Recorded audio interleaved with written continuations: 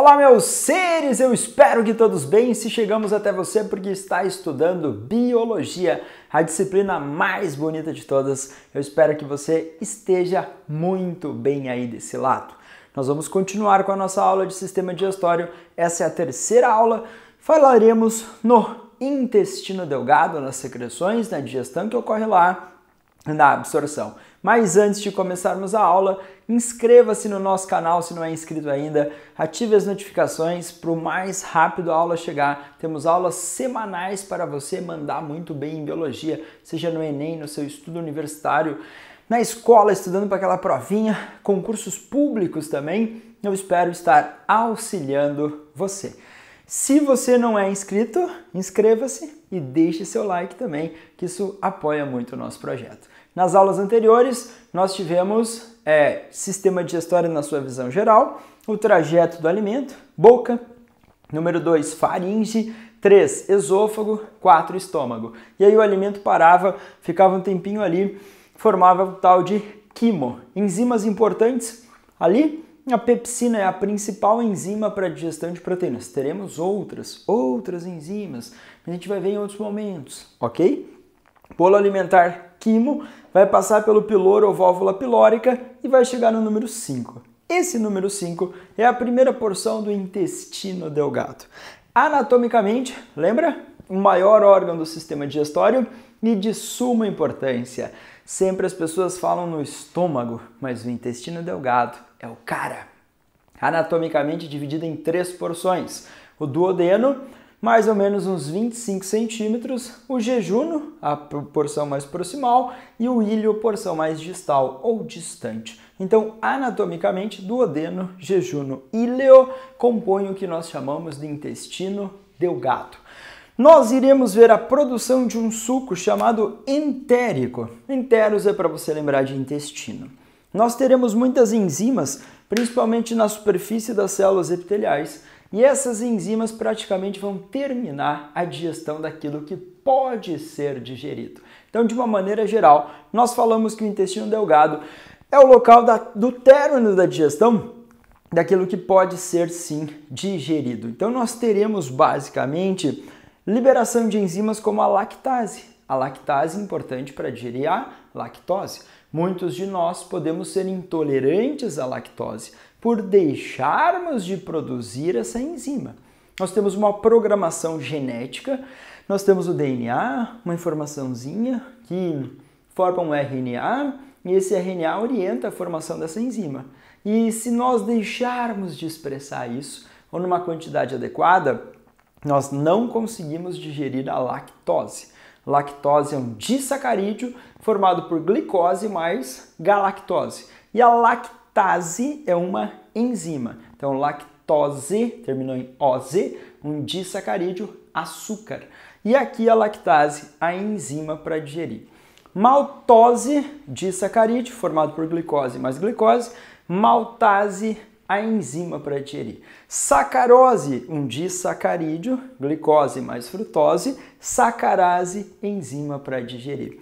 Dipeptidase, digere os dipeptídeos que são produzidos a partir da quebra das proteínas. Então a digestão proteica começou quimicamente aqui no nosso estômago, ela vai continuar depois no intestino delgado e o término dessa digestão vai ser no intestino delgado. E aí nós teremos a absorção da maior parte desses nutrientes. A absorção. Você vai lembrar que o intestino delgado é cheio de dobrinhas, as vilosidades intestinais. Então essas pregas, essas dobras, são as vilosidades intestinais. Se nós cortarmos um pedacinho e olharmos ao microscópio, nós veremos as células epiteliais que revestem internamente esse intestino e elas são chamadas enterócitos. Entero, intestino, cito, célula.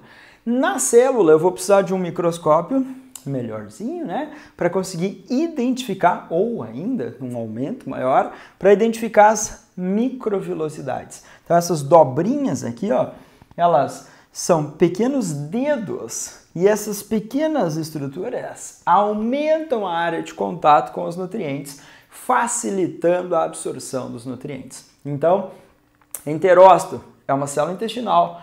No intestino delgado, essa especialização da membrana plasmática, chamada microvilosidade, aumenta a área de contato para facilitar a absorção desses nutrientes. Agora eu quero que você pense em 3 alimentos. Pão, um bife e um bife com gordura. Nesses alimentos, você vai ter pão, o amido, que é um polissacarídeo de reserva. A amilase salivar ou pitialina começou a digerir. O alimento passou pelo estômago, foi para o intestino delgado. Aí no intestino delgado, nós teremos a participação de outras enzimas também, que vieram de outro local. E esse local é o pâncreas. Então você vai ter aqui o pâncreas conectado à região do duodeno. E o pâncreas vai liberar ali um tal de suco pancreático. Então você vai ter a célulazinha interócito ali preparada com as enzimas do suco entérico, com as microvilosidades, prontinha para absorção de glicose. Só que a sua prova fala especificamente que a digestão do amido iniciou na boca ou cavidade oral e vai terminar no intestino delgado. Perfeito?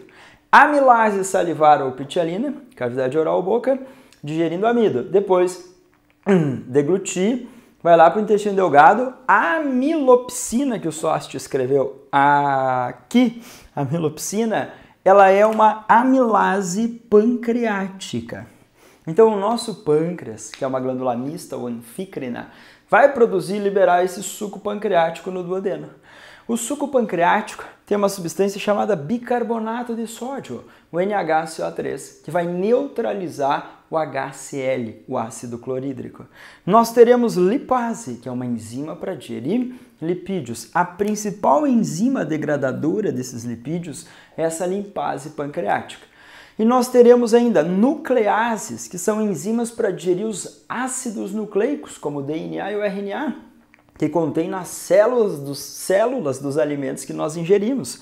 Nós temos tripsinogênio e quimiotripsinogênio, que são formas inativas. São enzimas para digerir proteínas, mas numa forma inativa. Quando o pâncreas libera o suco pancreático aqui no duodeno, nós teremos a participação de uma enzima também intestinal chamada enteroquinase. A enteroquinase está aqui nessas célulazinhas e a enteroquinase converte o tripsinogênio em tripsina. Então a tripsina é a forma ativa da enzima. A tripsina converte o quimiotripsinogênio em quimiotripsina. E tripsina e quimiotripsina atuam na digestão de proteínas. Então você vai pensar em alguns nomezinhos intensos. Por exemplo, o intestino delgado, maior porção. Em vida, mais ou menos uns 3 metros e meio de intestino delgado, duodeno, jejum no ilho. E aí você vai ter basicamente recebimento do quimo, que era o bolo alimentar no estômago. Agora, bile e suco pancreático são secreções de glândulas anexas ao sistema digestório.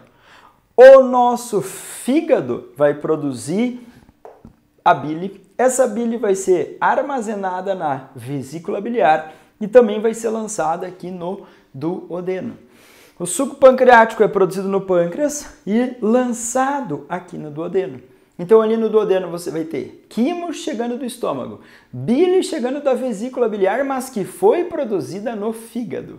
Suco pancreático que veio do pâncreas. Isso tudo vai se misturando ainda ao suco entérico produzido no próprio intestino delgado. É muita gosminha que vai seguir nesse trajeto. Essa gosminha tão intensa que você vai ter o bolo alimentar no intestino delgado sendo chamado de quilo. O pH no intestino delgado vai variar mais ou menos de uns 4 até uns 8,5 ao longo desse intestino delgado. Se você pensar no pH aqui, ó, logo que o bolo alimentar sai do estômago, chega aqui no duodeno, ele estava no pH 2, 3. Então não vai aumentar assim drasticamente. O suco pancreático descarrega o bicarbonato de sódio. O bicarbonato de sódio vai neutralizando o HCl, e ao longo do nosso intestino delgado, esse pH vai aumentando, ou seja, ele vai ficando alcalino ou básico. A própria bile vai auxiliando também essa alcalinização. Nós teremos aqui no meinho um pH 7, 8 até 8,5. Então, geralmente nós falamos que na boca a variação de pH era entre 6 e 7, no estômago 2 e 3. E aqui no intestino delgado você pode ter essa variação de 3, 4 até 8, 8,5. Mas geralmente para quem faz Enem em vestibulares, concursos, a variação aqui, pH, digestão no intestino delgado é chamada de alcalina ou básica. No estômago é chamada de ácida. Então percebeu a importância do intestino delgado? Sua extensão, duodeno, jejuno, ilho. Recebe o bolo alimentar, o quimo. Recebe bile, que foi produzida no fígado e armazenada na vesícula biliar. Recebe o suco pancreático com esse montão de enzimas e o bicarbonato de sódio. Observações sobre a bile. A bile não contém enzimas. Anota aí no seu material. Anota aí. Anota. Bile não contém enzimas. A função da bile é emulsificar as gorduras. Pensa que isso aqui é uma bolota de gordura. A bile contém sais biliares, ácidos biliares, e esses ligam-se a essa superfície de gordura. E aí partilha a gordura em pedacinhos menores. Então isso a gente vai chamar de emulsificação. Partilhar em pedacinho menor, só que sem a participação de enzimas. Então na bile não tem enzima. A enzima vai ser a lipase e ela vai vir do pâncreas. E ela vai atuar no intestino delgado depois para a digestão dos lipídios.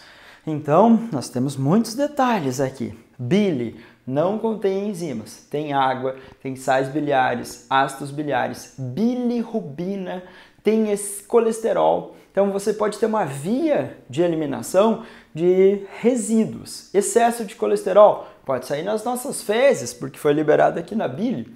A bilirrubina, que surge da degradação das hemácias, que em excesso pode ser tóxica no nosso corpinho, vai sair nas nossas fezes, vai contribuir com a cor castanha das nossas fezes. Essa bilirrubina, em excesso tóxica no nosso corpo, é eliminada pela bile. Então a bile tem essa função também de ser uma via de eliminação de substâncias indesejadas e também emulsificar lipídios, mas não existe enzima digestiva na bile. Então nós temos essa participação maravilhosa. Local de produção, fígado. Armazenamento dela na vesícula biliar.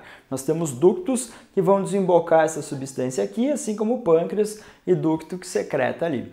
Outra hora, anatomicamente, a gente vê esses ductos, a origem, tal, lá no nível mais aprofundado. Então isso aqui é uma visão zona geral, básico, para você dominar em relação ao sistema digestório.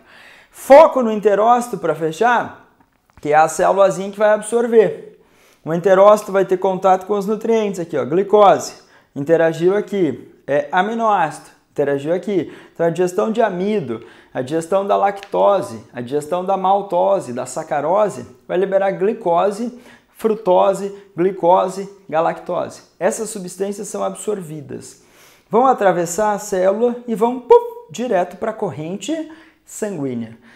Grande parte dos lipídios vai atravessar, mas serão formados aqui lipoproteínas que nós chamamos de quilomicrons. Então os lipídios que começaram a digestão ali, os triglicerídeos que vão formar ácido graxo e glicerol na sua digestão, eles vão ser embalados aqui em bolsinhas, que são os quilomicrons. Esses quilomicrons vão brotar na região basal do enterócito e vão ser encaminhados aos vasos linfáticos. Então teve vestibular que já falou isso para você, que esses lipídios absorvidos não eram encaminhados diretamente à corrente sanguínea, mas sim a vasos linfáticos e depois se misturam à corrente ou ao sangue na corrente sanguínea. Então isso é verdade. Os lipídios em grande parte são absorvidos aqui, vão sendo formados bolsinhas que são quilomicrons, que vão ser lipoproteínas. Uma associação de proteínas para facilitar depois o transporte desses lipídios. E aí vão cair nesses vasos linfáticos e depois vão para a corrente sanguínea. Tanto é que uma dieta muito rica em gordura, uma alimentação muito intensa em gordura, pode fazer com que depois de um tempo dessa alimentação, esse sangue fique mais esbranquiçado, amarelado, leitoso. Tamanha quantidade de quilomicrons que podem viajar no nosso plasma, parte líquida do nosso sangue. Para encerrar, vamos lá, intestino delgado, anatomicamente, 3 porções, duodeno, jejum no ilho. Recebe quimo, bolo alimentar que veio do estômago, recebe o suco pancreático e recebe a bile. A bile foi produzida no fígado, armazenada na vesícula e despejada aqui.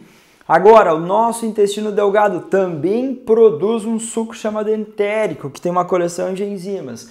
Tudo isso misturado vai formar o quilo, bolo alimentar no intestino delgado. pH vai variar de 4 a 8,5 e as enzimas vão digerindo, quebrando aquilo que é possível de ser digerido.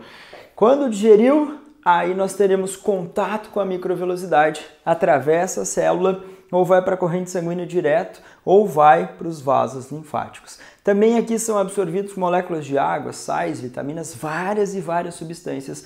A maior parte dos nutrientes absorvidos aqui no intestino delgado. E ainda nós temos algumas conversões importantes no intestino delgado. Nas célulazinhas, os enterócitos, a gente vai ver a participação da enteroquinase, uma enzima que vai atuar na conversão do tripsinogênio em tripsina. Da onde veio o tripsinogênio? Do pâncreas. É uma enzima do suco pancreático na forma inativa, tripsinogênio em contato com a enteroquinase, tripsina na forma ativa, uma potente enzima para digerir proteínas. Então esse é o famoso intestino delgado. Eu espero que você tenha me entendido. Assista a minha próxima aula, que a gente vai ver intestino grosso, rapidinho, e o controle da digestão para fechar todo o sistema digestório. Se não é inscrito ou inscrito no nosso canal, inscreva-se, deixe seu like, ative as notificações para o mais rápido chegarmos até você, porque toda semana temos aulas aqui no canal. Um abraço e bons estudos!